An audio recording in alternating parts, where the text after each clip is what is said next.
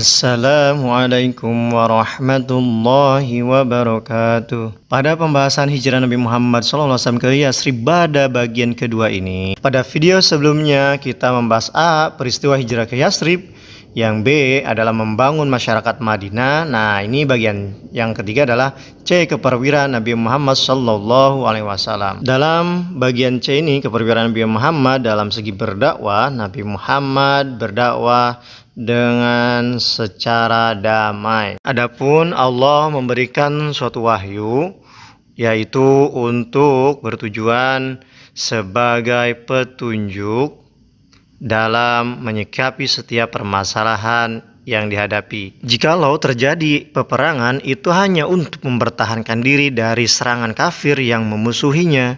Adapun peristiwa penting dalam masa keperwiraan Nabi Muhammad selama di Madinah, yaitu yang pertama adalah peristiwa Badar, yaitu tepatnya pada tanggal 17 Ramadan 2 Hijriah.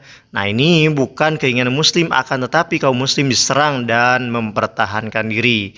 Ini berawal dari kafilah dagang Abu Sufyan melewati ujung perbatasan Madinah, dan sebagian harta dagang milik kaum muslimin dirampas saat hijrah ke Madinah. Pada saat itu kaum muslimin bermaksud untuk mengambil hak mereka, dan kaum muslimin pergi ke lembah Badar.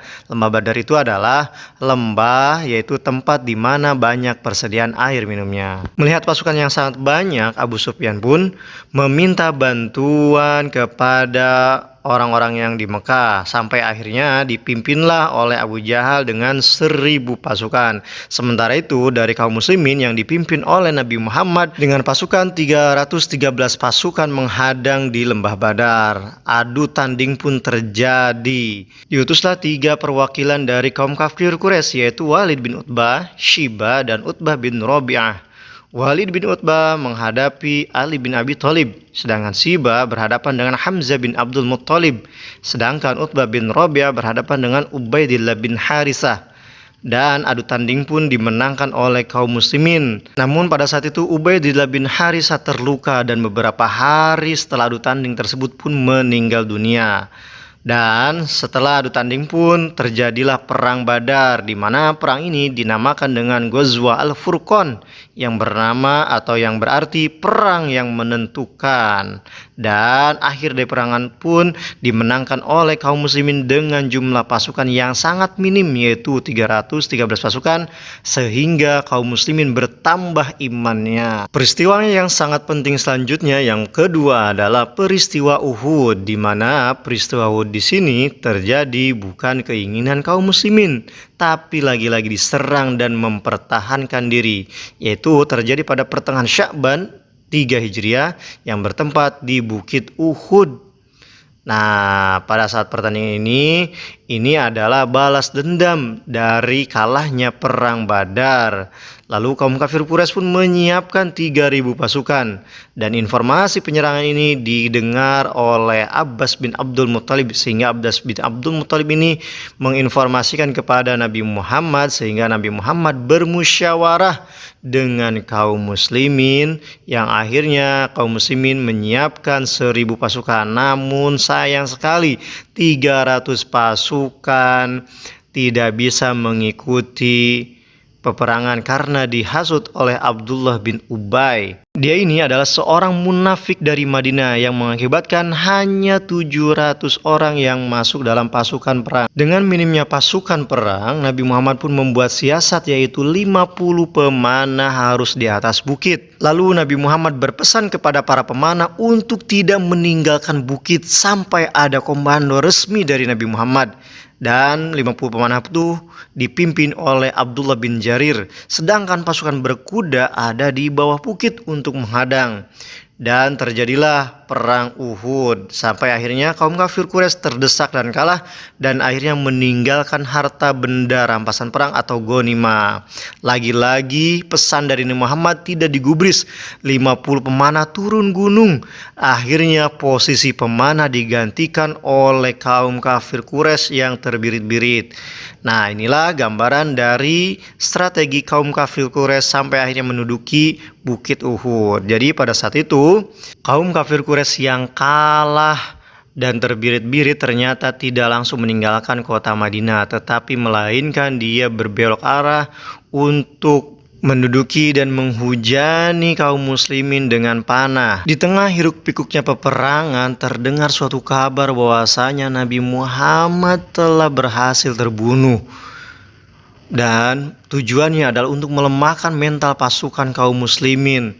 Dan ternyata pada saat itu Nabi Muhammad sedang terdesak dan terjerambah yang mengakibatkan masuk ke dalam lubang. Tetapi pada saat itu Nabi Muhammad pun dilindungi oleh pasukan muslimin yang lainnya, yaitu Ali bin Abi Thalib, ada juga Abu Dujana, selanjutnya ada Sa'ad bin Abi Waqqas, dan selanjutnya dilindungi oleh Ummu Umaroh. Ummu Umaroh ini adalah seorang tentara wanita ya. Dan akhirnya Nabi Muhammad pun dapat diselamatkan dari kelalaian para pemanah yang tidak mengikuti pesan Nabi. Akhirnya kaum muslimin mengalami kekalahan yang mengakibatkan 70 penghafal Quran sekaligus Hamzah bin Abdul Muttalib. Hamzah ini adalah paman Nabi Muhammad meninggal dunia.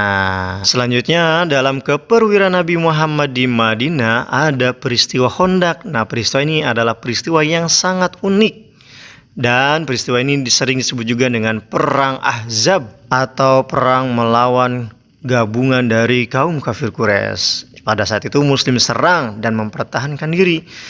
Kejadian ini terjadi pada bulan Syawal 5 Hijriah atau 627 Masehi. Gabungan pasukan kafir Quraisy ini terdiri dari kaum Ghatafan, selanjutnya Bani Salim, selanjutnya golongan dari Bani Asad, selanjutnya golongan dari Murrah, selanjutnya golongan dari Bani Asya, dan terakhir Yahudi Bani Nazir. Nah, Yahudi Bani Nazir ini adalah sekelompok Yahudi yang diusir dari Madinah karena tidak mengikuti aturan piagam Madinah. Nah, ini adalah gambaran skema pengepungan kaum kafir Quraisy kepada kaum muslimin yang ada di Madinah. Nah, pada saat itu sebelum terjadi peperangan, ada seorang sahabat yang bernama Salman Al-Farisi memberikan ide, yaitu dengan cara membuat parit besar di sekeliling Madinah. Nah, pada saat itu dibuatlah parit tersebut, yang dimana parit tersebut ketika kaum kafir Quraisy melewati parit, dia akan dipanah. Lalu akhirnya kafir Quraisy pun mengepung Madinah dengan pasukan 10.000 pasukan yang dipimpin oleh Abu Sufyan. Dalam pengepungannya yang berlangsung selama 1 bulan, mereka berkemah di sebelah utara Madinah. Dan pada saat itu kaum muslimin berjumlah 3.000 pasukan saja. Terbatasnya pasukan dan sedikitnya pasokan makanan, Allah pun menolong kaum muslimin dengan cara memberikan angin kencang kepada kaum kafir Quraisy sehingga memporak-porandakan pasukan kaum kafir Quraisy sehingga mereka pun kalah. Pada saat itu ternyata ada suatu kejadian yang sangat mencengangkan, yaitu Yahudi dari Bani Quraizoh berkhianat secara terang-terangan kepada kaum muslimin, dan akhirnya mereka pun diadili di kediaman Nabi Muhammad SAW dengan perantara Sa'ad bin Mu'az yang berasal dari kaum Aus, dan Nabi pun mengizinkannya. Kejadian ini tersurat dalam Quran surat Al-Ahzab ayat 9 yang artinya, wahai orang-orang yang beriman, ingatlah akan nikmat Allah yang telah dikaruniakan kepadamu ketika bala tentara datang kepadamu, lalu kami kirimkan kepada mereka angin topan dan bala tentara yang tidak dapat terlihat olehmu. Allah Maha melihat apa yang kamu kerjakan. Quran surat Al-Ahzab ayat 9. Materi ini bersumber dari buku Erlangga tahun 2020, selanjutnya dari 3 serangkai 2019, dan artikel republika.id 2025. Dari saya cukup sekian, kurang lebihnya mohon maaf. Wassalamualaikum warahmatullahi wabarakatuh.